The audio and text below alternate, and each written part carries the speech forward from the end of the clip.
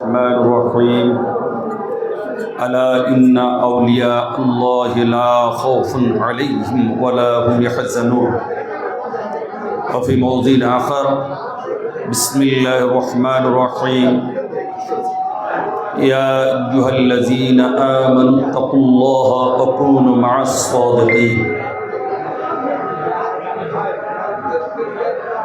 وقال رسول الله صلى الله عليه وآله بيته وسلم في الحديث الشريف البخاري الحديث القدسي قال الله عز وجل من عادى لي وليا فقد آذنته بالحرب. صدق الله العلي العظيم وصدق رسوله النبي الأمين المكين الكريم ونحن على ذلك لمن الشاهدين والشاكرين والحمد لله رب العالمين.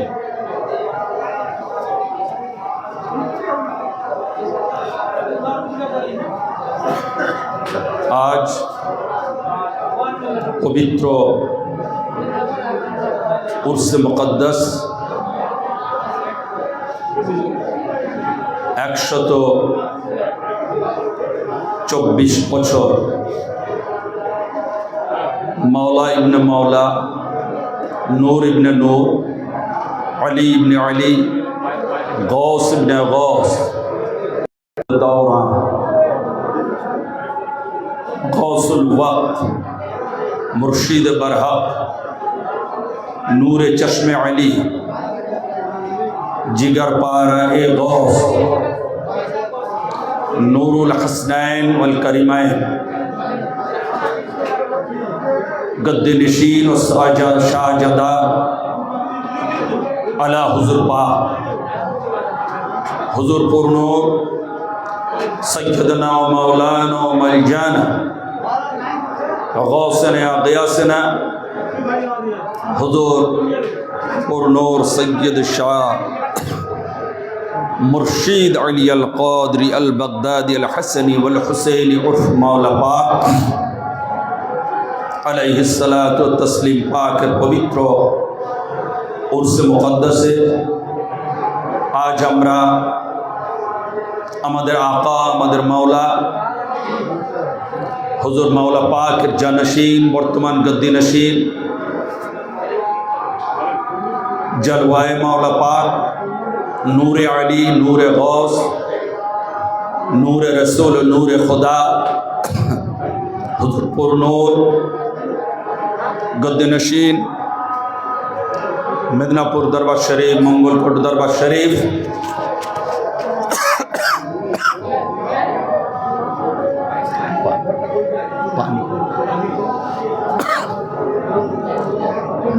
पूर्णिया दरबार शरीफ एवं कोलकाता खानका शरीफ एवं 4 नम्बर दरबार शरीफ हुजूर पाकेर पवित्र गद्दी नशीन एवं सभापतित्व एवं सज्जादा नशीने आमरा सकले समवेत हয়েছি हुजूर पाक काबा व किबला हुजूर मुर्शिद दिना व मौलाना गौसना व गियासना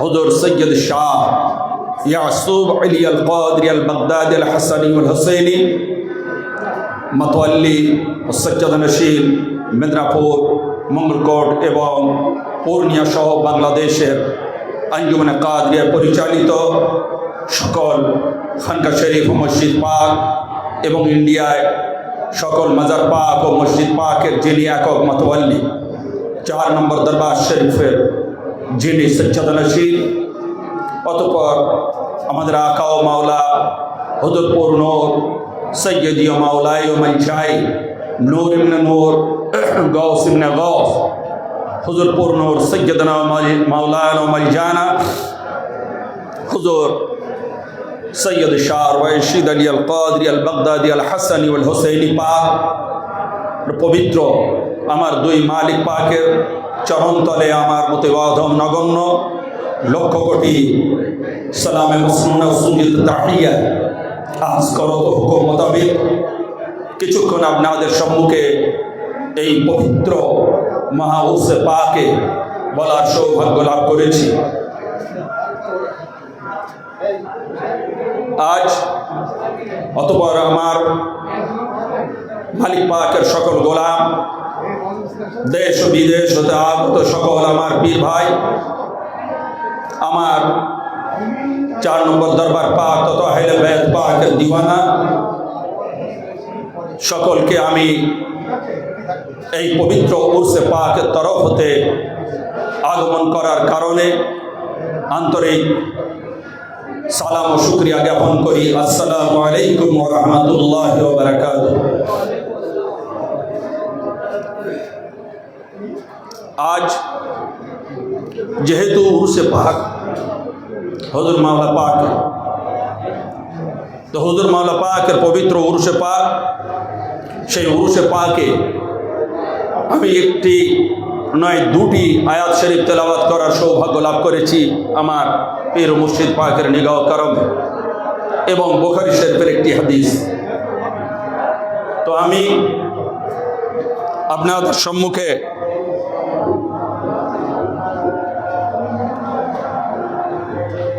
কোরআন শরীফের তর্জমা করে তারপরে আমাদের মালিক পাকের অর্থাৎ হুজুর মাওলা পাক তিনি যে কত বিশাল, তিনি যে কত উচ্চ স্তরের, তদানীন্তনকালে ওলি আল্লাহ রূপে পরিগণিত হয়েছিলেন, ইনশাআল্লাহ কিছু দলিল ভিত্তিক কথাবার্তা আপনাদের সামনে আলোচনা করব। সুতরাং আলোচনার পূর্বে আসুন আমরা সকলে মিলে আমাদের দয়ার নবী, বিশ্ব নবী, বিশ্ব রাসূল হুজুরে পাক সাল্লাল্লাহু তাআলা আলাইহি ওয়া সাল্লাম পাক এবং তার পবিত্র পাঞ্জাতান আহলে বাইত পাক থেকে নিয়ে এই 4 নম্বর মেদিনীপুর দরবার শরীফ হুজুর মালিক অবধি নিজেদের হৃদয়টা লাগিয়ে ইশক মোহাব্বতের সাথে একবার দরুদ শরীফের নজরানা পেশ করেন। পড়ুন আল্লাহুম্মা সাল্লি আলা সাইয়্যিদিনা মাওলানা মুহাম্মদ ওয়া আলা আলি সাইয়্যিদিনা শাফিঈনা মাওলানা মুহাম্মদ সাল্লাল্লাহু তাআলা আলাইহি ওয়া আলা বাইতিহি ওয়া সাল্লাম ওয়া আলা সাইয়্যিদিনা ওয়াসিল আযম ওয়া ওয়ালাদিহি সাইয়্যিদিনা মুর্শিদিনা মুকাররম। আজ হুজুর মাওলা পাক আলাইহিস সালাতু ওয়াত তাসলিম পাকের যে পরিচয়, সেই পরিচয় দেওয়ার পূর্বে কোরআন পাকের যে আয়াত শরীফ তেলাওয়াত করেছি, আল্লাহ রাব্বুল আলামিন তিনি কোরআন শরীফের মধ্যে ঘোষণা করছেন যে আলা ইন্না আউলিয়া আল্লাহি লা খাউফুন আলাইহিম ওয়া লা হুম ইয়াহজানুন, যে অর্থাৎ হে জগৎবাসী, হে আমার বান্দারা, তোমরা সাবধান হয়ে যাও, খবরদার হয়ে যাও, যারা আমার মেহবুব, যারা আমার দোস্ত, যারা আমার পেয়ারা, যাদেরকে আমি আমার ওলি বা বন্ধু রূপে পরিগণিত করে নিয়েছি,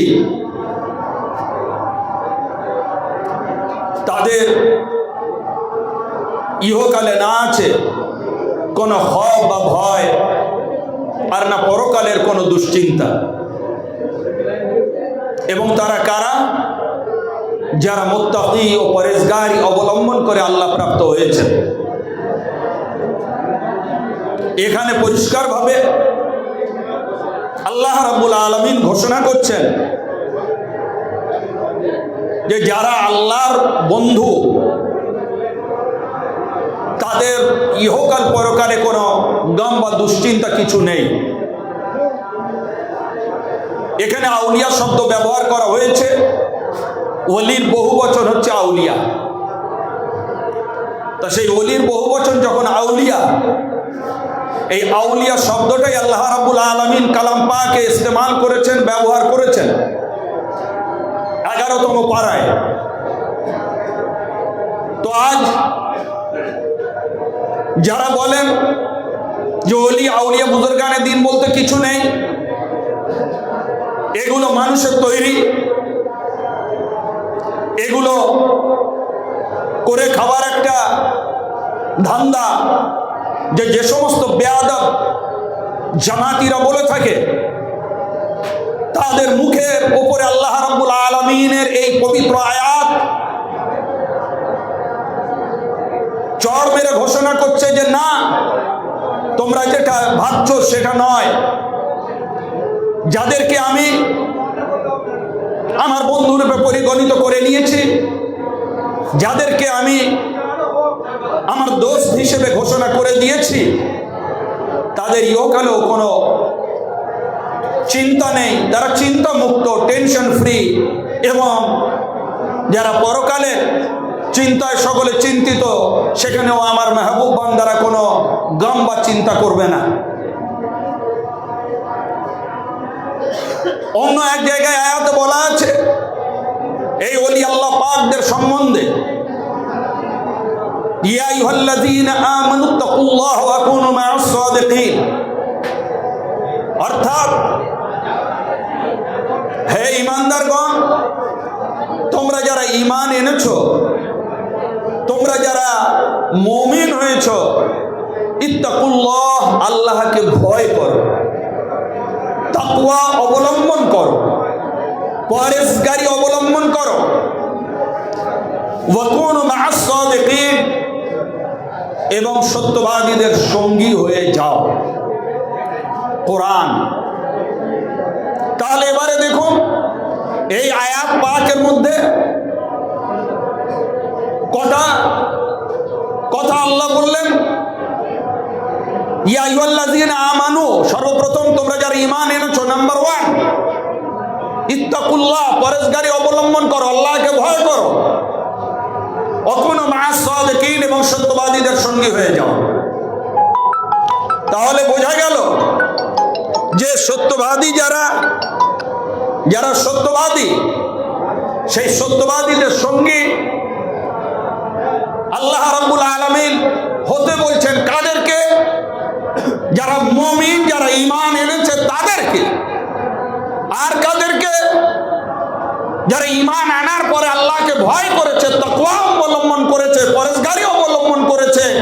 এই পরহেজগার এবং তাকওয়া প্রাপ্ত মুমিন বান্দাদেরকে আল্লাহ বলছেন ওয়া কুনু মা'আস সাদিকিন, তোমরা সত্যবাদীদের সঙ্গী হয়ে যাও। তাহলে দেখা যাচ্ছে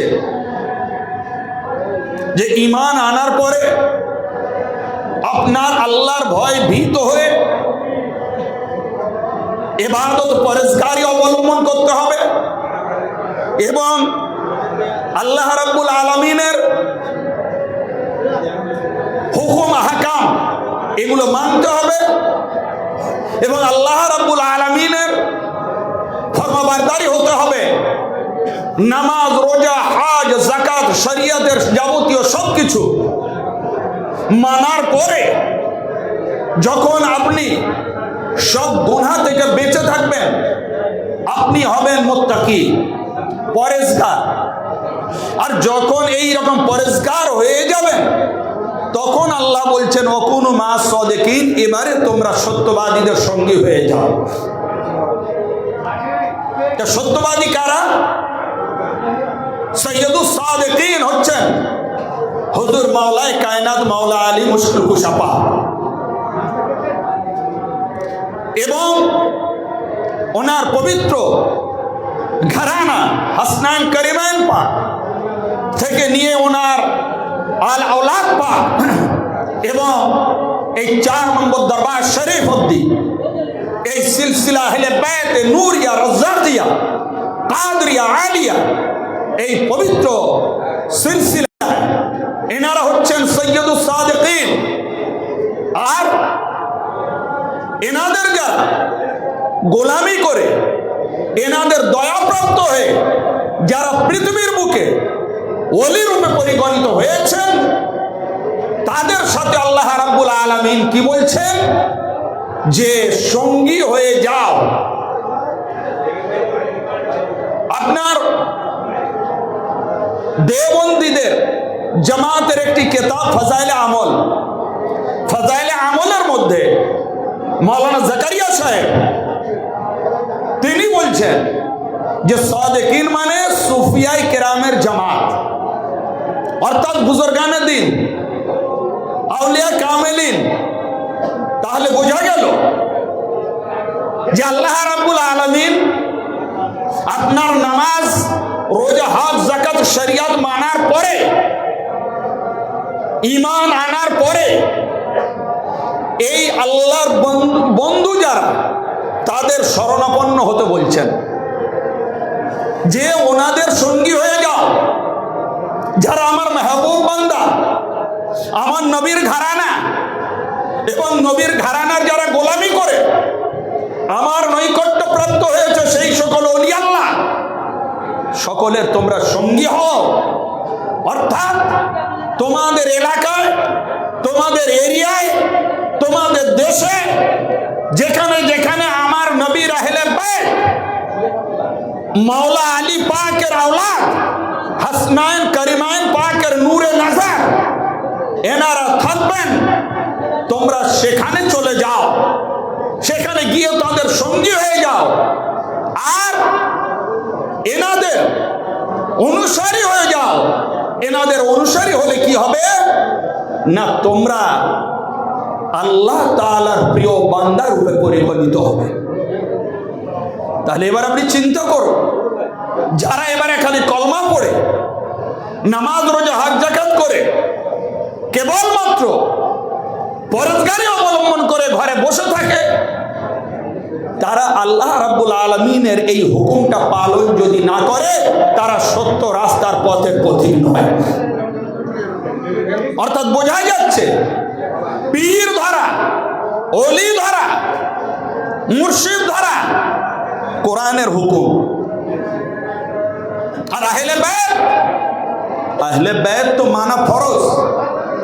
আপনি পীর ধরুন না ধরুন, আহলে বাইত আপনার মানতে হবে, আহলে বাইত পাকের অনুসারী আপনার হতে হবে, আহলে বাইত পাকের গোলামি আপনার করতে হবে। আর যদি না করেন, আহলে বাইত পাক থেকে যদি আপনি তফাৎ ও ডিটাচ হয়ে যান, আপনি জীবনে জান্নাতে যেতে পারবেন না। আর এই ওলি আউলিয়া বুজুর্গানে দিন, এনাদেরকে ধরে আপনারা আহলে বাইত, আওলাদে রাসূল, মাওলা মুশকিল কুশা পাক, এই সিলসিলা অবধি পৌঁছে রসুল পাক অবধি পৌঁছাবেন, আর রসুল পাক থেকে আল্লাহ রাব্বুল আলামিন অবধি আপনি পৌঁছে যাবেন। যদি এটা না করেন, কেবলমাত্র কলমা পড়ে, আর যদি আপনি নামাজ, রোজা, হজ, যাকাত করে বাড়িতে বসে থাকেন, এনাদের দামন যদি না ধরেন, ওলি আউলিয়ার গোলামি যদি না করেন, তাহলে কিন্তু আপনি জীবনে হেদায়েত পেতে পারেন না, বরং কোরআনের খেলাফ আপনি চলছেন। কোরআন শরীফের মধ্যে আপনার আসহাবে কাহাফের সূরার মধ্যে, সূরাতুল কাহাফ 16 পারায় বলা আছে যে ওমাইয়ুদলিল ফালান তাজিদ লাহু ওয়ালিয়্যাম মুরশিদা, যারা গোমরা হয়ে গিয়েছে, যারা পথভ্রষ্ট, তাদের কোনো ওলি নেই বা মুর্শিদ নেই। তাহলে বোঝা গেল এখন এই আয়াত এবং এই কোরআন শরীফের আলোকে এবং হাদিস পাকের আলোকে আমরা কি দেখতে পেলাম? আলটিমেটলি যে ওলি আউলিয়া ধরা, মুর্শিদ ধরা কোরআনের হুকুম অনুযায়ী আপনার জরুরি। আল্লাহ হুকুম দিচ্ছেন, তো সেই মুর্শিদ আমরা কিভাবে পেলাম? না, আমাদের এই বাংলার বুকে হুজুরে গৌসে পাক, রসুলে পাকের আদেশ প্রাপ্ত হয়ে ওনারই আওলাদ, ওনারই বংশ আপনার বাগদাদ থেকে হামাসর সিরিয়া, সেখান থেকে ওনারই আওলাদ পাক হাসানি হোসেনি আওলাদ হুজুর গৌস পাকের সাহাবজাদাগণ হুকুম মোতাবিক কোথায় এলেন? না, এই বাংলার বুকে, আপনার উড়িষ্যা হয়ে, পটাশপুর হয়ে বাংলার বুকে বর্ধমানে, বর্ধমানে হযরত হুজুরের মাজার পাক রয়েছে। হুজুর পূর্ণর সৈয়দনা সৈয়দ শাহ জাকির আলী আল কাদরি গৌসে সানি পাক আলাইহিস সালাম। ওনার আরেক ভাই হুজুর মুর্শিদনা সৈয়দনা সৈয়দ শাহ রওশন আলী আল কাদরি পাক আলাইহিস সালাম বিহার চলে গেলেন। ওনারই সাহেবজাদা যিনি গৌসে সানি পাকের গদ্দিনশীন হয়েছিলেন হুজুর পূর্ণর সৈয়দনা সৈয়দ শাহ তোফিল আলী আল কাদরি পাক আলাইহিস সালাম। এনারা মেন আরব থেকে তশরিফ এনেছিলেন এই বাংলায় আমাদের হেদায়েতের জন্য। আমরা এইভাবে ওনাদের আগমনের কারণে আমরা ওনাদের দরবারের গোলামি করার সৌভাগ্য লাভ করেছি। ওনারা যদি না তশরিফ আনতেন আমরা এই দরবার শরীফ পেতাম না। তাহলে বোঝা গেল আমরা কিভাবে পেলাম। এইবারে হুজুর কুতুবে রব্বানি পাকের শাহজাদা নূরে নজর হুজুর পূর্ণ সৈয়দনা সৈয়দ শাহ গৌসে জামান ইমামুল ওয়াক্ত মেহের আলী আল কাদরি পাক আলাইহিস সালাম আলা হুজুর পাক কাবা ও কিবলা হুজুর পাক ওনাদের গদিতে যখন বসলেন সে বিশাল ওনার ক্ষমতা, বিশাল ওনার গৌসিয়াতের যে তেজ, যার পুঙ্খানুপুঙ্খানু বর্ণনা স্বয়ং ওনারই সাহেবজাদা গদ্দিনশীন। আজ আমরা যে উর্সে পাক মানাচ্ছি মাওলা পাক, হুজুর মাওলা পাক নিজেই কিতাব লিখেছেন তোগারায়ে মুহাম্মদ শরীফের মধ্যে। এবং ওই কিতাব থেকে আমি বহু ঘটনা আমার এই কিতাবের মধ্যে দিয়েছি নাজাতের তরিতে মাওলা পাকের কিতাবের কোট করে। তারপরে আলা হুজুর পাকের গদিতে যিনি বসলেন সাজ্জাদা হলেন হুজুর পূর্ণ সৈয়দনা ও মাওলানা ও মাইজানা সৈয়দনা সৈয়দ শাহ আলী আব্দুল কাদের মুর্শিদ আলী আল কাদরি আল মারুফ মাওলা পাক আলাইহিস সালাতু ওয়াস সালাম। হুজুর মাওলা পাক পবিত্র উনি হচ্ছেন হুজুর মাওলা পাক রসুল পাকের 33তম আপনার বংশধর, 33তম। আর হুজুর মাওলা মুশকিল কুশা পাকের 32তম বংশধর এবং হুজুর গৌস পাকের 20তম বংশধর। একেবারে ডাইরেক্ট বংশধর, ডাইরেক্ট ব্লাড হাসানি হোসেনি শাহজাদা পাক গৌস পাকের আওলাদ পাক। হুজুর তিনি যে তশরিফ আনলেন হুজুর পাক যে বিলাদত শরীফ হচ্ছে 27 রমজান শরীফ 1268 হিজরি 16 জুলাই 1852 খ্রিস্টাব্দ, 1852 খ্রিস্টাব্দ জুমেরাত একেবারে শেষ সময় সুবে সাদেকের পূর্বে কোথায় মেদিনীপুর খানকা শরীফে হুজুর তশরিফ এনেছিলেন। যখন হুজুর মাওলা পাক, যেহেতু হুজুর মাওলা পাকের উর্স পাক, এই জন্য আমি মাওলা পাক সম্বন্ধে কয়েকটা খুব মূল্যবান ঘটনা আপনাদের শোনাবো, যেগুলো আপনারা একেবারে আনকমন, আপনারা শোনেননি, হয়তো শুনেছেন ভুলে গিয়েছেন। আমার আর একটা কিতাব লেখা ওতে রয়েছে, ইনশাল্লাহ আমি আপনাদের সামনে তুলে ধরবো যে হুজুর মাওলা পাক কত উচ্চ স্তরে তিনি ওলি আল্লাহ খালি নয়, উনি আলিমে দ্বীন, উচ্চ স্তরের আলিমে দ্বীন ছিলেন, আল্লামাতুদ দাহর বাহরুল উলুম ছিলেন, ইলমের সীমাহীন মহাসমুদ্র ছিলেন হুজুর মাওলা পাক। তো হুজুর মাওলা পাক 27 রমজান শবে কদর যে রাতে কোরআন শরীফ নাজিল হয়েছে, ওই রাতেই রমজান শরীফে হুজুর মাওলা পাক দুনিয়ার বুকে তশরিফ আনলেন। তো যখন তশরিফ আনলেন আমার হুজুর পাকের নাম রাখা হলো আলী আব্দুল কাদের শামসুল কাদের। মাওলা আলী মুশকিল কুশা পাকের নামের সাথে আর হুজুর গৌস পাকের নামের সাথে মিলিয়ে। কেন এই দুই মহান হুজুর আলাইহিস সালাম এসে ওই নাম রাখতে আদেশ করেছিলেন। তো সেই জন্য হুজুর পাকের ওই নাম পাক রাখা হয়। দেখুন হুজুর মাওলা পাক যিনি জন্মগত ওলি, বাল্য জীবন হতে সকলের কাছে ধরা পড়ে। তার চাল চলন, হাব ভাব, কথাবার্তা, ওঠা বসা সব কিছু অন্যান্য সমস্ত বাচ্চাদের থেকে একেবারে আলাদা এবং বিরল। একদা হুজুর মাওলা পাকের তখন 3-4 বছর হবে, মাওলা পাক সবে 3-4 বছর সাহাবজাদা। উনি একটা যে কারামত পাক দেখিয়েছিলেন, কে বলছেন? মাওলা পাকের বড় বোন, বড় আপা মাওলা পাকের, উনি বর্ণনা করছেন। কি বলছেন? যিনি যুগের আরেফা আমেলা আপনার ছিলেন, কামেলা, উনি বলছেন যে জনাব মাওলানা সৈয়দ শাহ আব্দুর রশিদ বর্ণনা করেন, যখন হুজুর মাওলা পাক 3-4 বছরের বাল্য, একেবারে মাসুম, এমনি জন্মগত মাসুম কিন্তু বয়সে মাসুম একেবারে 3-4 বছর ছিলেন, তখন ওনাদের একজন রিলেটিভ সম্পর্কে মামা হন। কি নাম? সৈয়দ শাহ আশরাফ আলী। উনি হজে গেলেন, কাফলার সাথে হজে গেলেন। হজে গিয়ে এইবারে হজ থেকে পুরো কাফলা ফিরে এসছে, ওই মামাজান ফেরেননি। মামাজান ইন্ডিয়ায় ফেরেননি। যখন কাফলা সকলে ফিরে এলো, এইবারে বাড়ির সদস্য সকলে ওনাদেরকে জিজ্ঞাসা করলেন যে কি ব্যাপার, উনি তো গেলেন, ফিরলেন না কেন?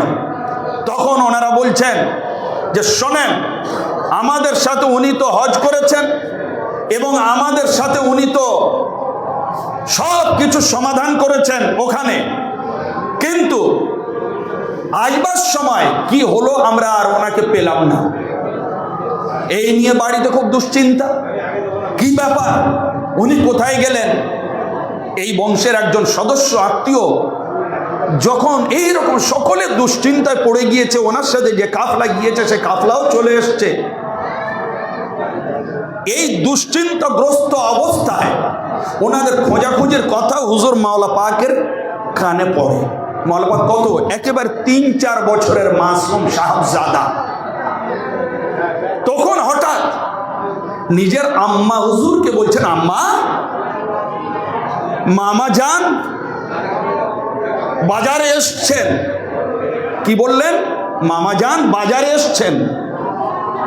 চিন্তা করুন, এই খবরটার সাথে সাথে যখন বললেন, বাড়ির সকল সদস্য, কাছেই যে বাজার ছিল ওই বাজারেই পাঠিয়ে দেওয়া হলো। গিয়ে কাছের বাজার চারিদিকে তন্ন তন্ন করে ঘুরে দেখলেন, অনেকক্ষণ ধরে তলাশ হলো মামাজানের, কিন্তু পাওয়া গেল না। তখন এইবারে বাড়ির যারা মুরব্বী বড় ছিলেন, ভাবেন বাচ্চা মানুষ, একটা কথা বলে দিয়েছে, যাই হোক আর ওটা গুরুত্ব দেওয়ার দরকার নেই। হাটে বাজারে গিয়ে আমরা তো খুঁজে এলাম, যখন পাইনি আর গুরুত্ব দেওয়ার দরকার নেই। কিন্তু শোনেন তারপরে কি হলো, তারা সন্ধ্যা পর্যন্ত বাজারে তলাশ করলো, কিন্তু বিফল হয়ে বাড়ি ফিরলো। এর 3-4 দিন পরে ওই মাওলা পাক বললেন, আর তার খোঁজার পরে 3-4 দিন পর কলকাতা বড় বাজার হতে মোহাম্মদ দায়েম আতর ব্যবসায়ীর নিকট এতে সংবাদ এলো যে সৈয়দ শাহ আশরাফ আলী জাহাজ হতে নেমে আমার এখানে এসে উঠেছেন। চিন্তা করুন, 3-4 দিন পরে খবর যাচ্ছে যে আপনারা চিন্তা করবেন না, মামা যান উনি চলে এসছেন। কোথায়? না, আমি বড় বাজারে থাকি, আমার আতরের দোকান আছে, আমার এখানেই উনি আছেন, আমি ওনাকে রেখেছি, এখানে বিশ্রাম নিচ্ছেন। এই খবর যখন পাঠালেন বাড়িতে, তখন কি হলো জানেন? বিশ্রামের জন্য আমি তাকে আমার কাছে রেখেছি, 2-3 দিন পরে ইনশাল্লাহ উনি ঘরে ফিরে যাবেন। এইবারে ওই সময়টা ওনারা মনে রাখলেন, মাথায় চলে এলো যে সময়টা মাওলা পাক বলেছিলেন যে আম্মা যান মামা তো বাজারে চলে এসছেন, কিন্তু নিজেদের নিকট বাজার ঘুরলেন, খুঁজে পেলেন না, কিন্তু কলকাতা বড় বাজার থেকে খবর এলো যে হ্যাঁ ওই দিন ওই সময় হুজুর মাওলা পাকের বলা অনুযায়ী ওই মামা জান তশরিফ এনেছেন বাজারে। তখন সকলে বললেন যে বাজার মানে তদানীন্তনকালে কলকাতার বড় বাজারকেই কেবল বাজার বলা হতো, কিন্তু এনারা ভুলবশত মাওলা পাকের ওই বাল্যসুলভ কথাকে বুঝতে না পেরে স্থানীয় লোকাল হাট বাজার ঘুরে এসে বললেন পাওয়া যায়নি। তাহলে এবার চিন্তা করুন, ওই বাল্য অবস্থায় হুজুর মাওলা পাকের দৃষ্টি কোথায় ছিল? এবারে চিন্তা করুন। মক্কা থেকে চলে আসছেন বাড়ির সদস্য, হারিয়ে গেলেন, কাফলা পেল না, কিন্তু হুজুর মাওলা পাক বললেন উনি চলে এসছেন, বাজারেই চলে এসছেন। তারপরে খবর গেল যে হ্যাঁ উনি বাজারে এলেন। তাহলে এবার আপনি চিন্তা করুন যে হুজুর মাওলা পাকের একেবারে সদ্য বাল্য। আর একটা ঘটনা রয়েছে ওনার মাদ্রাসা লাইফের, আমি অনেকবার বলেছি সে অধিকার যাব না। আমি এইবারে আসুন যেগুলো একেবারে আপনাদের অজানা এইরকম কিছু ঘটনা আমি খুব দ্রুতভাবে আপনাদের সামনে বলার চেষ্টা করব। যে হুজুর মাওলা পাক কোরআন শরীফ যখন পড়তেন সেই আদবটা আমরা একটু দেখব, আর ওর থেকে আমরা লেসন নেব, শিক্ষা নেব যে আমাদের বাড়িতেও কোরআন আছে, আমাদের কোরআন পড়তে হবে, আর এই কোরআন পড়া কিভাবে করতে হবে, কিভাবে আদব রাখতে হবে, এটা আমাদের জরুরি। কেন? আল্লাহর নবী পাক দুটো জিনিস রেখে গেলেন, এক কোরআন, এক আহলে বাইত। তো সেই কোরআন পড়ো আর আহলে বাইত পাকের গোলামি করো। এই কোরআন পড়ো আর গোলামি করো, এই দুটোই হচ্ছে আমাদের ঈমান, আর এইটাই আমাদেরকে নাজাত দেবে, জান্নাতে নিয়ে যাবে। তো এইবারে হুজুর মাওলা পাক তিনি কোরআন কেমন পড়তেন শুনুন। হুজুর মাওলা পাক কোরআন শরীফকে অত্যাধিক ভালোবাসতেন। তিনি বলতেন শোনেন, আমরা কোরআনকে অবহেলা করি ভাই, কোরআন আমাদের প্রত্যেকের ঘরে আছে। কখন বার করি? যখন কেউ মারা যায়, নিয়ে এসো বাড়িতে কোরআন নিয়ে এসো, এসে মারা গিয়েছে পড়ো। কিন্তু হুজুর মাওলা পাক কি বলছেন শুনুন, যে দরবার আমাদের কি শিক্ষা দেয় দেখুন। অনেকে ভুল বুঝে আমাদের দরবারটাকে, অনেক গোমরাহ, অনেক বদ্দিন যারা, তারা আমাদের দরবারের বিরুদ্ধে সমস্ত কথাবার্তা বলে। কিন্তু আমি দৃঢ় কণ্ঠে এখান থেকে বলছি যে হুজুর মাওলা পাকের জীবন চরিত্র যদি আমরা দেখি, মাওলা পাক থেকে নিয়ে উপর এবং মাওলা পাক থেকে নিয়ে বর্তমান আমার মালিক 4 নম্বর দরবার শরীফ অবধি বিন্দু পরিমাণ শরিয়ত ও তরিকতের বাইরে এনারা কদম রাখেন না। একেবারে কোরআন হাদিস এবং কাদরিয়া তরিকা অনুযায়ী পুঙ্খানুপুঙ্খানু চলেন। দেখুন হুজুর মাওলা পাক বলছেন, আল্লাহ পাককে যদি কেউ দেখতে চায় তাহলে সে যেন কোরআন শরীফ দেখে। কেন? এটা আল্লাহর কালাম। এইবারে কি মাওলা পাক কি করতেন? প্রত্যহ নিয়মিতভাবে কয়েক ঘন্টা করে খাস হুজরা পাকে একাকী কোরআন শরীফ তেলাওয়াত করতেন। এই ঘটনাগুলো কে লিখছেন? ওনারই প্রিয় খাদেম মাওলানা আবু তাহের কাদরি সাহেব। তিনি ছায়া সঙ্গী ছিলেন হুজুর মাওলা পাকের, যিনি তাজকিরাতুল মাওলা কিতাব লিখেছেন 2 খণ্ড উর্দুতে।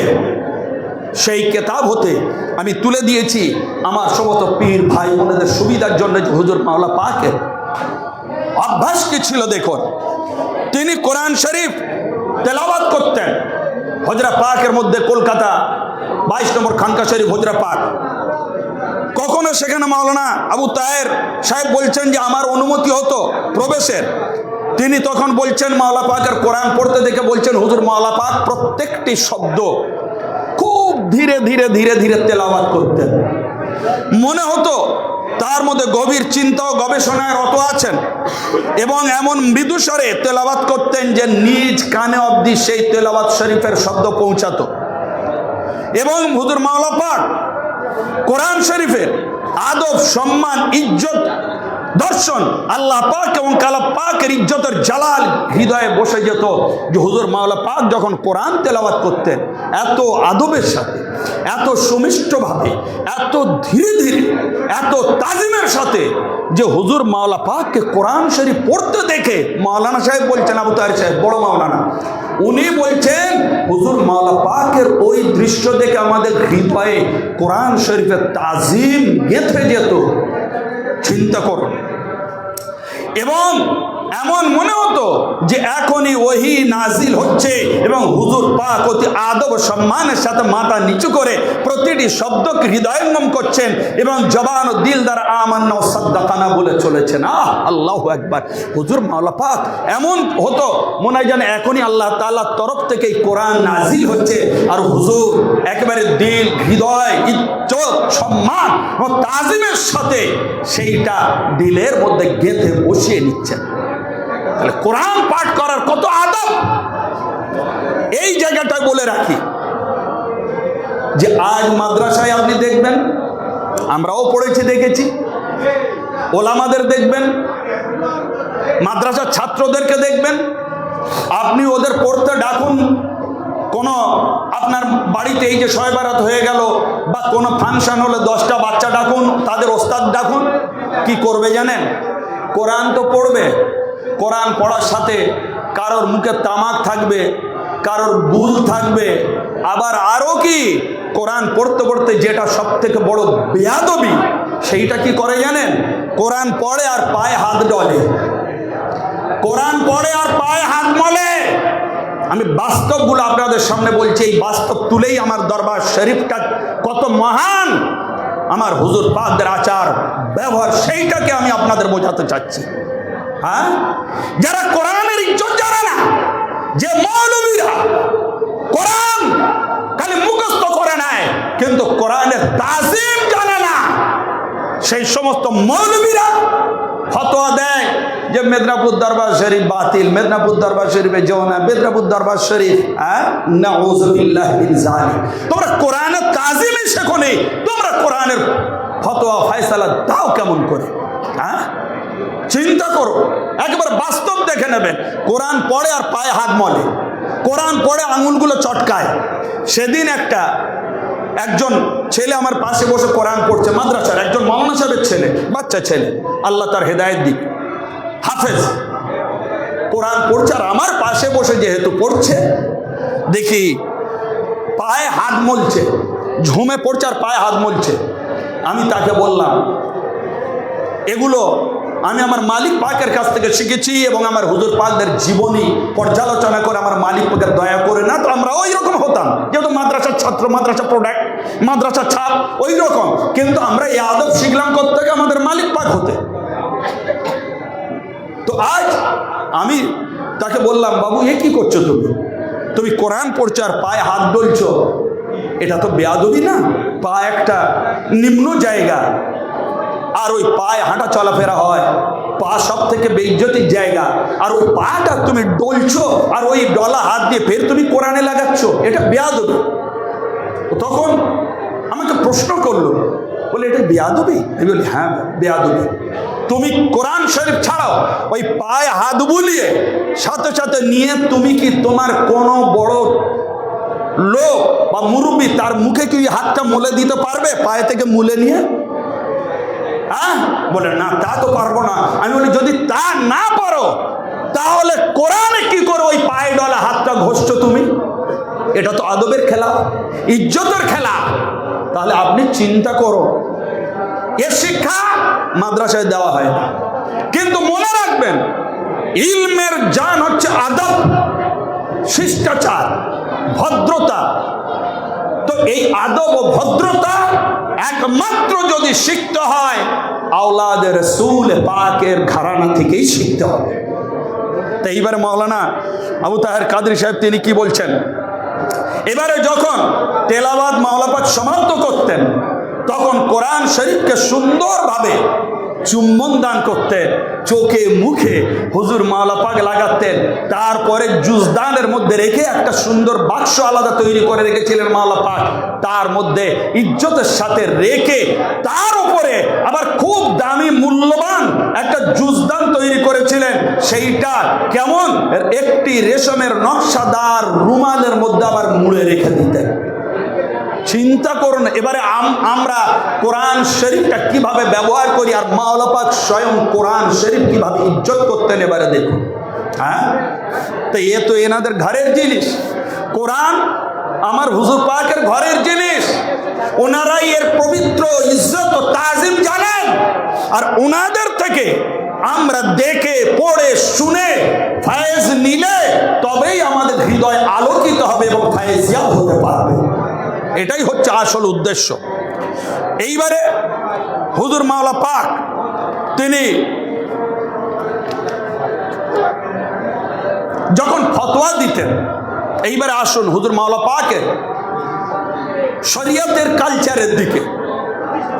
কেতাবের মধ্যে মাওলানা আবু তাহের কাদরি সাহেব উনি লিখছেন যে হুজুর মাওলা পাক যখন ফতোয়া দিতেন অধিকাংশ সময় মাওলানা আবু তাহের কাদরি সাহেবের ফতোয়া লেখার হুকুম ছিল, এবং মাওলা পাক বলে দিতেন উমুমু কেতাবে আছে, ওইটা নোট করে ফতোয়া দিয়ে দেন।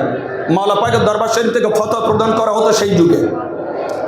তো মাওলানা আবু তাহের সাহেব বলছেন যে যেখানে আমরা একটা দুটো কেতাবের হাওলা দিয়ে দিই, ধরুন আপনি একটা মসলা জিজ্ঞাসা করলেন, যে কোনো দুটো একটা কেতাবের হাওলা, ফতোয়া আলমগিরি হোক, ফতোয়া শামি হোক, দুররে মুখতার ইত্যাদি কেতাবের হাওলা দিয়ে দিলাম দুটো।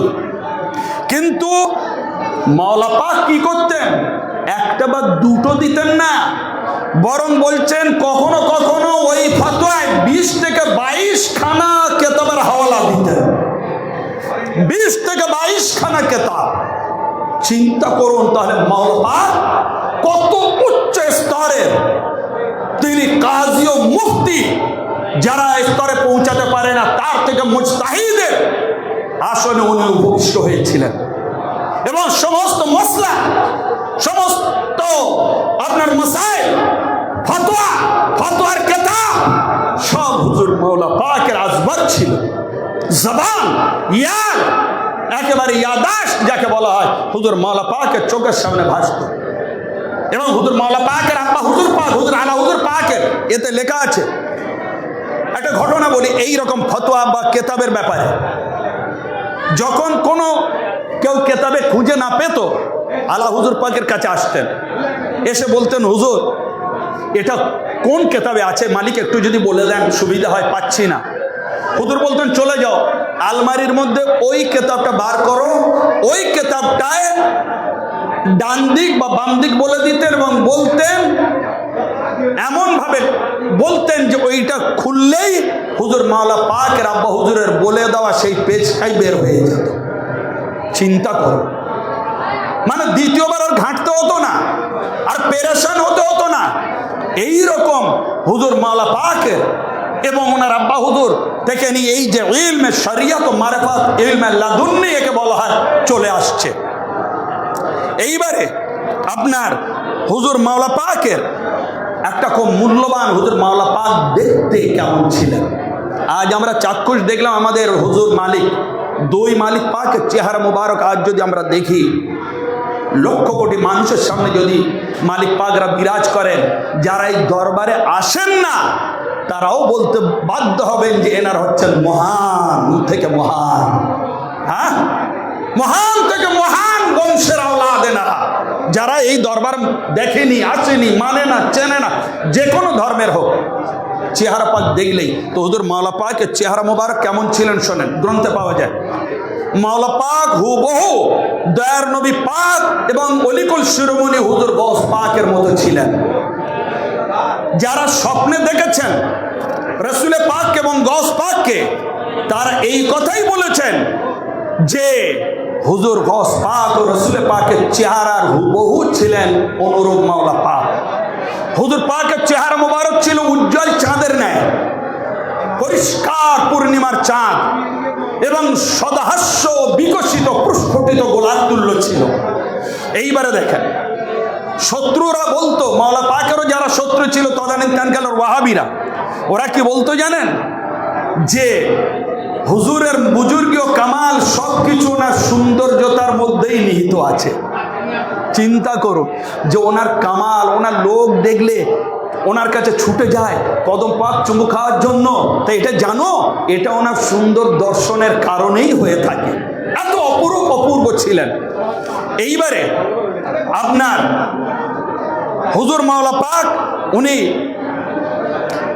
দেহের রং অধিকতর, ওনাদের খানদান পাকের যে সুন্দর আপনার পরিষ্কার নুরানি, সেই সুন্দর খানদান পাকের রঙেই এনারা রঙেই, এবং অত্যাধিকভাবে রিয়াজত এবং মুজাহাদা করার কারণে একদা সোনালী বর্ণের রূপ ধারণ করে অত্যাধিক ইবাদত করতেন হুজুর মাওলা পাক।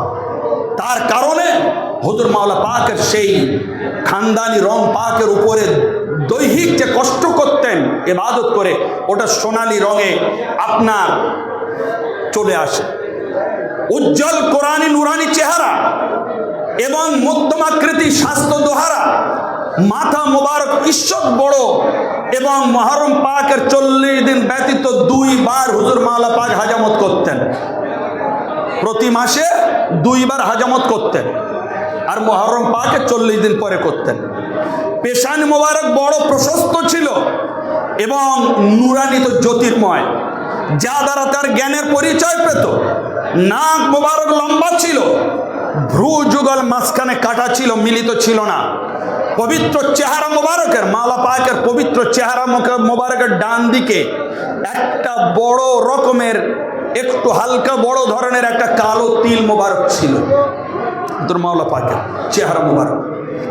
এইবারে যা সৌন্দর্যতাকে আরো বাড়িয়ে দিয়েছিল, ওই তিল মোবারকটা থাকার কারণে হুজুর মাওলা পাকের রূপ আরো বেড়ে গিয়েছিল।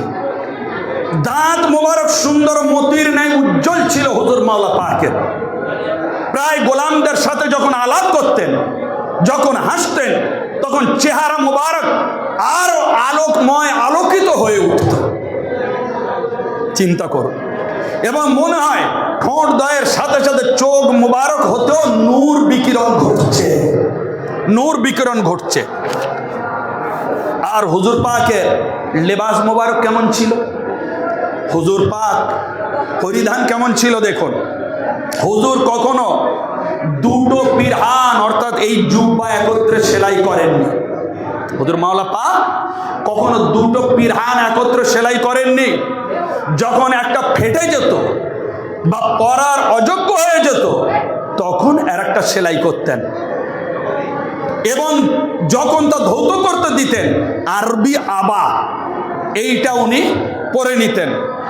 এর উপরে একটা ঘটনা আছে, হুজুর মাওলা পাক যে 2টো জামা মোবারক একত্রে সেলাই করেননি, একটা ঘটনা। একদা মাওলানা আবু তাহের আল কাদরি সাহেব উনি বলছেন যে হুজুরের পরনের সেই জামা মোবারক দিয়ে বললেন, মাওলানা সাহেব যাও তাড়াতাড়ি এটা ধুয়ে নিয়ে এসো, এবং এটা শুকাতে হবে না, আপনি ধুয়ে নিয়ে আসুন, শুকাতে হবে না, আমার গায়ে শুকিয়ে যাবে। মাওলা পাক বলছেন। এইটা শুনে তখন কি হলো, আমি বললাম, অর্থাৎ মাওলানা আবু তাহের কাদরি সাহেব বলছেন যে যখন হুজুর এইরকম বললেন যে শুকাতে হবে না, নিয়ে এসো, আমি আর গায়ে শুকিয়ে যাবে, তখন আমি বললাম যে হুজুর বেয়াদবি মাফ করবেন, যদি পিরহান 2টো হয় তাহলে ধৌত করতে ও শুকাতে তো সুবিধা হয় মালিক, আপনি 2টো সেলাই করুন, একটা ধুতে যাব ওটা শুকাবে, আর একটা আপনি পরে নেবেন নতুন যেটা থাকবে। মাওলা পাক দেখুন কি বলছেন, নারাজ হয়ে ইরশাদ করলেন যে মাওলানা আপনি এই বিষয়ে আমাকে লিখে দেন যে এই পিরহানের ফেটে যাওয়া পর্যন্ত ফকির জীবিত থাকবে, তাহলে বিসমিল্লাহ আর একটা পিরহান আমি সেলাই করে নেব। চিন্তা করুন, তাকওয়া জুহুদ কার বলে। হুজুর মাওলা পাক জানতেন যে উনি কবে বেসালে হক নেবেন, এটা উনি জানেন, কিন্তু তা সত্ত্বেও তিনি শরিয়াতের দিকটা খেয়াল রেখে বলছেন, মাওলানা তুমি 2টো জামা আমার সেলাই করতে বলছো, দেখো 2টো জামা তো তো আমি কেন ফুজুল খরচা করব, দরকার নেই ফুজুল খরচা, একটাতেই যখন আমার কাজ চলে যাচ্ছে ওই একটাতেই কাজ চলে যাবে। যদি মাওলা ঘুরিয়ে কথা বললেন, যদি এইটা ফেটে যাওয়া অবধি আমি বেঁচে থাকি তাহলে আপনি লিখে দেন, আমি নেক্সট আরেকটা সেলাই করে নেব। চিন্তা করুন জুহুদ কার বলে। আল্লাহওয়ালা কাকে বলে। এইবারে হুজুর মাওলা পাক তিনি কি করতেন, এইবারে দেখুন মাওলা পাকের খাদ্য খাবার কেমন ছিল। হুজুর মাওলা পাক সদা সর্বদা তসবিহ, তাহলিল, তেলাওয়াত, জিকির ও মুরাকাবা, নফল ওজিফায় লিপ্ত থাকতেন সদা সর্বদা। আর তারপরে 5 আনফাস তো হুজুর মাওলা পাকের অটোমেটিক্যালি চলতো। 5 আনফাস মানে নিঃশ্বাসে আপনার আল্লাহু নেওয়া আর হু ছাড়া, এইটা উনি সব সময়ের জন্য, এবং উনি তালিম দিয়ে গিয়েছেন। ওনার কেতাবে লেখা আছে যে আমার আশেক ভক্ত মুরিদরা তোমরা সবসময় 5 আনফাসের জিকিরের মধ্যে থাকবে। এইবারে আসো, হুজুর মাওলা পাক শরিয়াতের 5 দিন ব্যতীত প্রায় সর্বদা রোজা রাখতেন। সর্বদা রোজা রাখতেন মাওলা পাক। হ্যাঁ, 5টা দিন, আপনার বকরিদের 1টা দিন, পরে 3টে দিন, এই হলো 4, আর ঈদুল ফিতর এটা নিয়ে 5। এই 5টা দিন শরিয়াতে রোজা রাখা হারাম। তো হুজুর মাওলা পাক শরিয়াতের উপরে চলছেন, এই 5টা দিন রোজা রাখেন না। তারপরে কেতাবে এসছে অধিকাংশ দিন সর্বদা তিনি রোজা রেখে কাটাতেন। এইবারে রোজা রাখতেন, আমাদের মতো কি বিশাল ইফতার নিয়ে বসতেন? এই রমজান মাস আসবে, আমরা কত না ইফতার খাবো, কিন্তু দেখুন হুজুর মাওলা পাক কি করতেন। হুজুর মাওলা পাকের ইফতার সন্ধ্যার সময় 1 থেকে 2 গ্লাস মিশ্রির শরবত, একটু খোলা ছাড়ানো ছোলা, লবণ আর আদা দিয়ে আহার করতেন। আর তারপরে রাত 1টার সময় 6-7 লোকমা, হাতে যেটা তোলা হয় লোকমা, ঘাস, ফুসকা, গোশত ও তরকারির সাথে আহার করতেন। তাও স্বাদহীন, কারণ এশা নামাজ বাদ একটি পাত্রে মাওলা পাকের জন্য তুলে রাখা হতো। চিন্তা করুন, তাহলে এবার সহজ আপনি অনুধাবন করুন, ওই এশার পরে তুলে রাখা আর সেই খাদ্যটা 1টা থেকে 2টোর পরে গভীর রাতে খাওয়া, সেটা কি আর ওই ধরনের গরম টেস্ট থাকে? মাওলা পাক ওই খেতেন কিভাবে ইবাদত আর খাদ্য খাবারের প্রতি, মানে যাকে অনীহা বলা হয়। এইবারে দেখুন হুজুর মাওলা পাক এরপরেও নবী পাকের এই মহান শাহজাদা নানাজানের সুন্নত পালন করার জন্য আরো কি করতেন দেখুন। নানাজান মানে রাসূল পাকের সুন্নত পালন। হুজুর মাওলা না ওলায়াতের ব্যাপারে আমাদের মতো নগণ্যরা কি বলবে? হুজুরের খালি চাল চলন, হুজুরের খালি রহান সাহান, হুজুর পাকের খালি মাওলা পাকের আচার ব্যবহার, খাদ্য খাবার, এইগুলো যদি বলা যায়, কোন ওলি আল্লাহ পর্যন্ত সেটা মেনটেন করতে পারবে না। উনি মেনটেন করতে এবার ওলায়াত তো কোথায়, সে একমাত্র খোদা জানেন, আর রাসূল পাক জানেন, মাওলা মুশকিল কুশা গৌস পাক জানেন যে মাওলা পাক কি ছিলেন। দুটো একটা ঘটনা বলার যদি সুযোগ হয়, যদি সময় থাকে, ইনশাল্লাহ আপনাদের সামনে সেটা তুলে ধরবো। দেখুন হুজুর মাওলা পাক তিনি কি করতেন সুন্নত পালনের জন্য? জবের রুটি আহার করতেন, জবের রুটি, এবং বিনা তরকারি দ্বারা হতো। বিনা তরকারি হুজুর মাওলা পাক যে জবের রুটি খেতেন, জবের রুটি কেন খেতেন? জবের রুটি এই জন্য খেতেন যে হুজুর রাসূল পাক জবের আটার রুটি খেতেন। হ্যাঁ, আমরা কেউ পারবো? আমরা কি খাবো? কিন্তু হুজুর মাওলা পাক কিভাবে শরিয়াতের পুঙ্খানু সুন্নাতের উপরে আমল করতেন, এবারে আপনারা দেখুন। এইবারে হুজুর যেটা আরেকটা জরুরি দেখুন, এই খাওয়ার পরেও, এই সামান্য আহার করার পরেও সারাদিন হুজুর মাওলা পাকের শরীরে বিন্দুমাত্র ক্লান্তির ছাপ কেউ দেখত না। তাহলে কি বোঝা যায় যে হুজুর মাওলা পাক এসব খাওয়ার মুখাপেক্ষী ছিলেন না। খেতে হয় তাই তিনি রীতি মেনে সামান্য কিছু আহার করতেন। বিন্দুমাত্র হুজুর মাওলা পাকের শরীরে কোনো কষ্টের ছাপ আসতো না, হাইও তুলতেন না। শরীরে মোচড় বা দুর্বলতা বা কোমরে হাত দিয়ে দাঁড়াতে কেউ ওনার জীবনে দেখেননি। কিন্তু 24 ঘন্টা ইবাদতের মধ্যে কাটছেন, খাচ্ছেন না, রোজা রাখছেন, 24 ঘন্টা চলেছে। 5 দিন বাদে সদা সর্বদা হুজুর মাওলা পাক কি করছেন? এইভাবে মুজাহিদা করছেন, কিন্তু সামান্য দুর্বলতা ওনার ছাপ আসেনি। এইবারে দেখুন আর একটা গুরুত্বপূর্ণ, হুজুর মাওলা পাক প্রতিটি কাজ কাম নির্দিষ্ট সময়ের মধ্যে করতেন। আজ আমরা দেখতে পাই হুজুর পাক নির্দিষ্ট সময়, টাইম মেনটেন, একেবারে আজান থেকে নিয়ে নিয়াজ পাক থেকে নিয়ে প্রত্যেকটা খাদেমের যে যে টাইম মেনটেন করার যে যে অর্ডার হুকুম আছে সেই রকম ভাবে আজও চলে আসছে সেই টাইম। এইবারে দেখুন নামাজ, আমরা যারা নামাজের খেয়াল রাখি, এইবারে নামাজ হুজুর মাওলা পাকের দেখুন নামাজ যথেষ্ট গুরুত্ব দিয়ে প্রথম আউয়াল ওয়াক্তে নামাজ পড়তেন।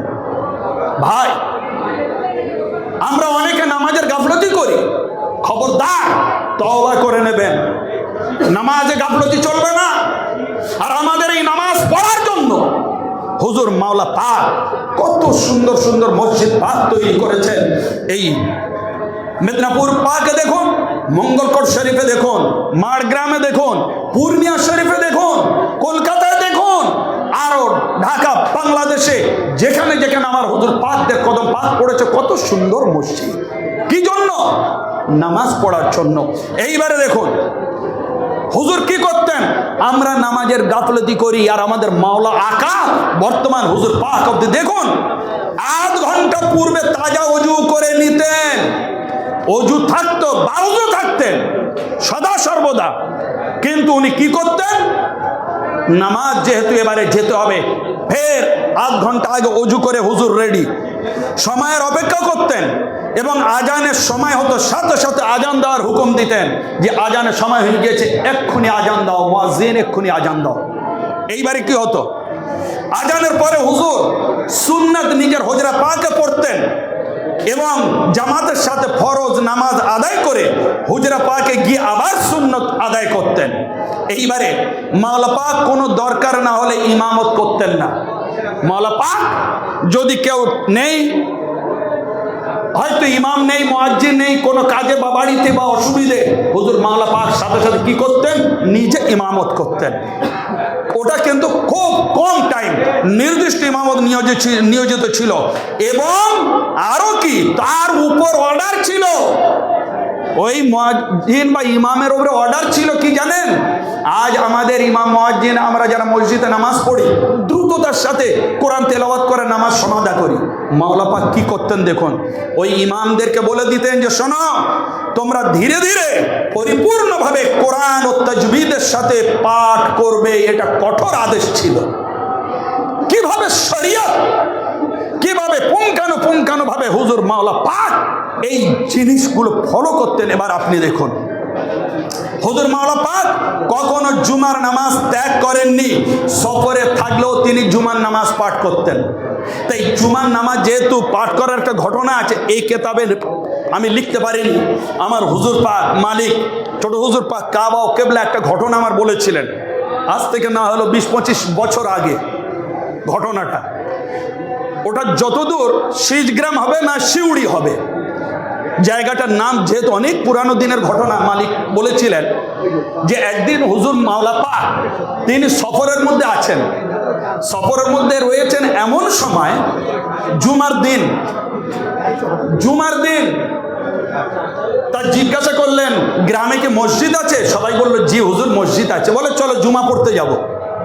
হুজুর গিয়েছেন জুমা পড়তে, গিয়ে দেখছেন সময় হয়ে গিয়েছে, ইমাম সাহেব আসছে না। ইমাম সাহেব এসে পৌঁছায়নি, অনেকক্ষণ দেরি হলো, ফের দেরি হলো, ফের জিজ্ঞাসা করছেন ইমাম সাহেব কই, সময় হয়ে গিয়েছে?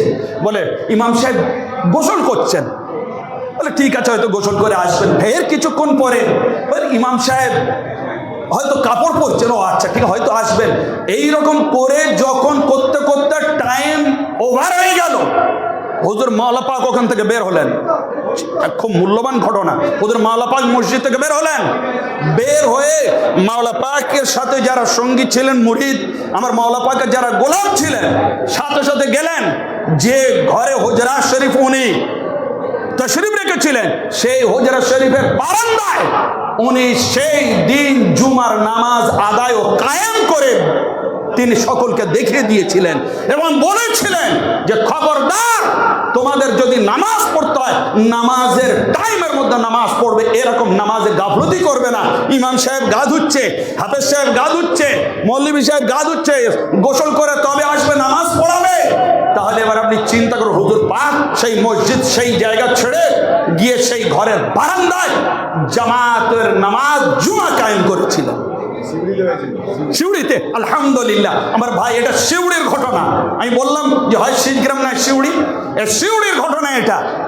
আজও বোধহয় আছে সেই জায়গা, আরো সুন্দর করে ওটা আরো সুন্দরভাবে তৈরি করা হয়েছে। বাস্তব ঘটনা এটা। আমার মালিক ছোট হুজুর পাক কাবা ও কিবলা আল ইসলাম পাক উনি আমাকে বলেছিলেন আজ থেকে না হলে 10 থেকে 15 বছর আগে। আমার তো আজ চিন্তা করুন হুজুর পাক এনারা নামাজের কতটা অ্যাক্টিভ এবং কতটা গুরুত্ব ছিল। কিন্তু ভাই আমাদের মধ্যে নামাজের গুরুত্ব আনতে হবে, কোরআন তেলাওয়াত আনতে হবে। আমার হুজুর পাকদের প্রত্যেকটা জিনিস টপ টু বটম আমাদের মেনে চলতে হবে, তবেই আমরা হব পাক্কা মাননেওয়ালা গোলাম। হুজুর মাওলা পাকের যে ঘটনা, এইবারে আমি আপনাদের সামনে শেষের দিকে গিয়ে বলবো। হুজুর মাওলা পাক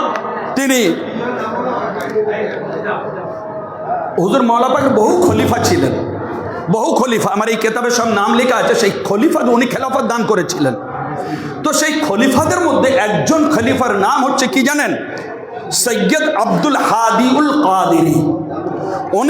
উনি হচ্ছে বাংলাদেশের চট্টগ্রামের শীতলপুরের ভাটিয়ারির বাসিন্দা। উনি এর দরবার চিনতেন না। যতদূর সম্ভব আমাদের একজন মাওলানা সাহেব ছিলেন, বাংলাদেশ থেকে আসতেন, উনি করোনার সময় ইন্তেকাল করেছেন। ওনার নাম হচ্ছে মাওলানা জাওয়াদ সাহেব। তো জাওয়াদ সাহেবের আম্মা জানের নানা ছিলেন উনি। এবং আমি মালিক পাকের দোয়ায় ওখানে গিয়েছিলাম এবং জিয়ারত করেছি ওই খানকা এবং ওনার মাজার। ওনার ঘটনা শুনুন কিভাবে উনি এই দরবার পাকে এলেন এবং খলিফা হলেন। ইনি চট্টগ্রামের শীতলপুরের বাসিন্দা। হযরত আব্দুল হাদি বাল্যাবস্থায় শিক্ষা লাভের উদ্দেশ্যে রওনা হলে ওনার আম্মা হুজুর পুত্রের হাত ধরে আকাশের দিকে চেয়ে দোয়া করেছিলেন। নিজের ছেলে মাদ্রাসায় পড়তে যাচ্ছে, আব্দুল হাদি সাহেব ওনার আম্মা হাত ধরে আকাশের দিকে তুলে দিয়ে বলেছিলেন, হে খোদা, খেয়াল করে শুনুন এই দরবার কি উচ্চ স্তরের দরবার দেখুন। উনি বলছেন, হে খোদা, আমার এই অবাধ নিরাশ্রয় বাচ্চা সন্তানকে তোমার পায়ের নিচে আমি রেখে দিলাম। মায়ের দোয়া দিয়ে ফিরত পাঠিয়ে দিলেন, যাও বাবা এবার তুমি পড়তে যাও। এইভাবে পঠন পাঠন এইবার উনি করতে থাকেন। ওখান থেকে উনি চলে এলেন আমাদের হুগলি শহরে দরবেশ মাহবুবুল্লাহ সাহেবের কাছে। খিদমতে হাজির হলেন। হাজির হয়ে মুরিদ হবার ইচ্ছা প্রকাশ করলেন। দরবেশজি বললেন, আমি দেখছি তোমার মাথার উপরে এমন এক বিশাল আকার হাত আছে যার মধ্যে সমস্ত জগৎ এক সামান্য বালুকণায় দৃশ্যত হচ্ছে। উনি তখন চট্টগ্রাম থেকে পড়াশোনা করে হুগলি চলে এলেন।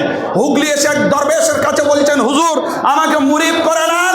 তখন ওই দরবেশ বলছেন যে, খবরদার বাবা, তুমি আমার কাছে মুরিদ হয়েও না। তোমার মাথার উপরে দেখতে পাচ্ছি বিশাল এক হাত আছে, যে হাত সমগ্র বিশ্ব সেই হাতের তলায় নগণ্য। এটা আমি দেখছি, এই জন্য আমি তোমাকে বায়াত করতে পারবো না, আমার ভয় লাগছে। এইবারে দেখুন, এই সময় এই ঘটনা সৈয়দ হাদি সাহেব দরবেশের উপর রাগ করলেন যে আমার মুরিদ করলেন না। ঠিক আছে, ওখান থেকে ত্যাগ করে চলে এলেন এবং অসুস্থ হয়ে পড়লেন। হাদি সাহেব অসুস্থ হয়ে পড়লেন। এই অসুস্থ অবস্থায় তিনি দর্শন করছেন কি, যে তিনি মৃত্যু শয্যায় শায়িত, ঘরের ছাদ ফেটে গিয়েছে। ওইটা দেখার পরে এইবারে কি হলো, তারপর দেখছেন, শুনে যান, তারপরে দেখছেন যে অগণিত তারকা খচিত নীল আকাশ খুলে গেল। এরপর সেই স্থান দিয়ে আরশত অতি মনোরম অপরূপ সুন্দর সবুজ বর্ণের সিংহাসন ধীর গতিতে নেমে আসছে। চিন্তা করুন, এগুলো সমস্ত বড় মাওলানা আবু তাহের আল কাদরি সাহেবের কেতাব, আপনার তাজকিরাতুল মাওলার সমস্ত কেতাবের রেফারেন্স রয়েছে। এমনি নয়, বহু কষ্ট করে সংগ্রহ করে মাওলা পাকের এই জিনিসগুলো আমরা লিখি আপনাদের জানার জন্য। জানবেন মালিক পাকের আদেশ অনুযায়ী যে দরবার কি, এমন সময় আকাশ ফেটে থেকে বিদীর্ণ হয়ে গেল, ওখান থেকে সিংহাসন নেমে আসছে। এইবারে আসুন, সিংহাসন যখন নেমে আসছে, সেই সিংহাসনে কে আছে? এক তাতে উপবিষ্ট এক অতি জ্যোতির্ময় মহাপুরুষ, পবিত্র নুরানি হালে আলমে কুদসের স্বর্ণময় তসবিহ হাতে আল্লাহ পাকের মধুর নাম জপ করছেন। ওই সিংহাসনে, নুরানি সিংহাসনে এক অতি জ্যোতির্বান মহাপুরুষ সোনার তসবিহ নিয়ে আল্লাহ পাকের নুরানি তসবিহ জপ করছেন। এইবারে দেখুন, তিনি বললেন, আমাকে চেনো? তিনি এসে বলছেন হাদি সাহেবকে, এ বাবা, আমাকে কি চেনো? তখন তিনি বললেন, আমাকে চেনো বাছা? উত্তর দিলেন, আমি তো কখনো আপনাকে দেখিনি। তখন হাদি সাহেব বলছেন, হুজুর, আপনাকে তো আমি কখনো দেখিনি, আপনাকে কখনো দেখিনি। তখন কি করে চিনবো?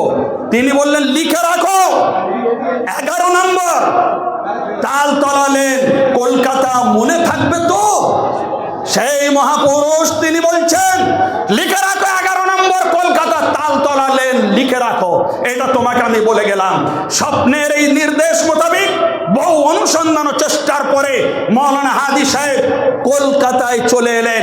কলকাতার খানকা শরীফে হাজির হয়ে হুজুর মাওলা পাকের নিকট বায়াত হওয়ার সৌভাগ্য লাভ করলেন।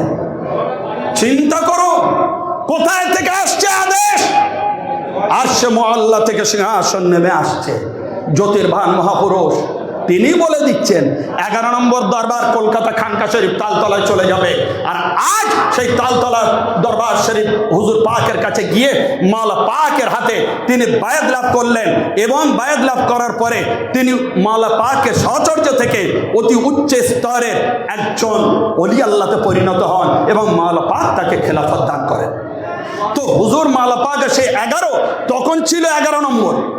এখন ওইটা নতুন নাম্বার যেটা বসানো হয়েছে সেটা হচ্ছে 22 নম্বর কলকাতা খানকা শরীফ পাক। চিন্তা করো যে আজ হুজুর পাক এনারা কারা। তো আর বেশি বিস্তারিত বলার সময় নেই, আমি আপনাদের সামনে এই কয়েকটা কথা মাত্র মালিক পাকের ঘটনা স্বরূপ আপনার তুলে ধরার সৌভাগ্য লাভ করলাম। মালিক যেন আমাদের কবুল করেন। এইভাবে হুজুর মাওলা পাক এবারে কি করলেন? 27 শাওয়াল 1318 হিজরি 1901 সালে 17 ফেব্রুয়ারি রাত 2:11 দুনিয়া থেকে বেসালে হক নিলেন, এবং উনি বলে গেলেন যে আমার জানাজার নামাজ একজন কালো পাগড়িধারী পড়াবে, যদি সে এসে পৌঁছায় পড়াবে, যদি না পৌঁছায় তাহলে মাওলানা বেলায়েত হোসেন সাহেব, উনি হচ্ছেন মাদ্রাসা আলিয়ার প্রিন্সিপাল, উনি পড়াবেন। হুজুর মাওলা পাকের মুরিদ ছিলেন। এইবারে কি হলো?